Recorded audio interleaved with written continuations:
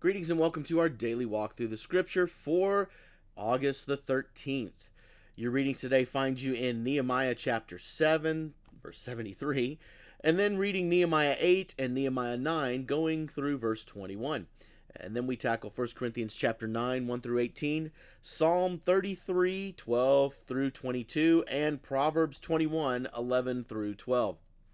Now, the story of Nehemiah is coming up to a close. It's been an amazing, really 40 days of Nehemiah getting the wall built, and they're in the process now of reading and celebrating the law and remembering what it is that God has continued to do throughout the history of the people of Israel. And it's a really an important thing. And I know as you read the Old Testament, you see these things happen every now and then where someone will stand up, and they will read the history, and they will read the history, and they will read the history. And if you're reading it, you're like, okay, I get it. I know what God has done. You have to remember, though, that these books were written hundreds of years apart and thousands of years apart. Okay?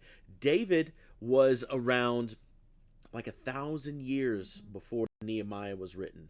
And even before that, the time of Moses was hundreds of years before David.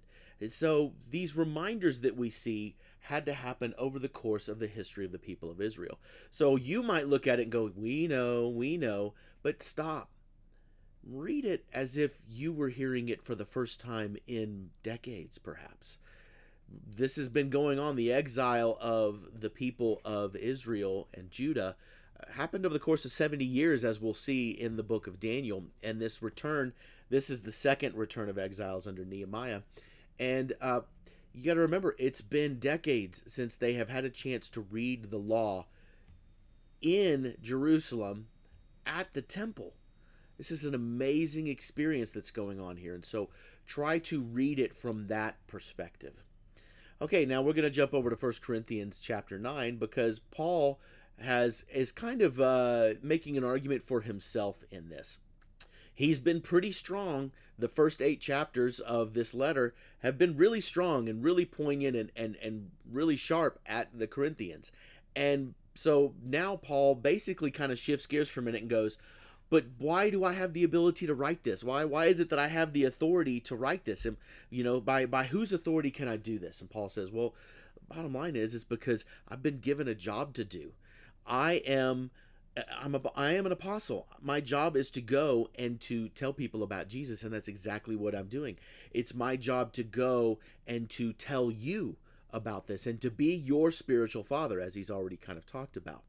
And so Paul makes the argument and says, listen, there are a lot of people that are coming in and they're talking about by their authority and by the authority that they should do it. Well, look and see what I've done for you. When I was among you, I didn't take any money. I didn't take any food, which would have been my right, because I'm there preaching the gospel and you as the church should be supporting me in doing this, and I didn't ask for any of it. Instead, as we know Paul, he's like, I continued to work. That's what Barnabas and I did. We worked and we did these things even though we didn't have to. What soldier goes without pay? What farmer doesn't get to use some of the milk from the cows that he raises? And Paul continues to make this argument saying, listen, I'm here to carry out the message, and this is the authority that I have as a result of this. This is my right to do this, and this is my authority to do this as your spiritual father. And you look at all of these other people that are making claims to you and see what it is that they're taking from you, whereas I, Paul, have not. So Paul is really going very strong in here, and he's really trying to help them realize how much he has loved them. And I think sometimes we forget that in the toughness of Christians coming one another, if we hold each other accountable, we're supposed to be doing it in love. We're supposed to be doing it, as Peter says, in edification. That doesn't mean that we don't speak the truth. That doesn't mean that we aren't honest with one another, but we have to make sure that the words that we say are being done in truth and in love.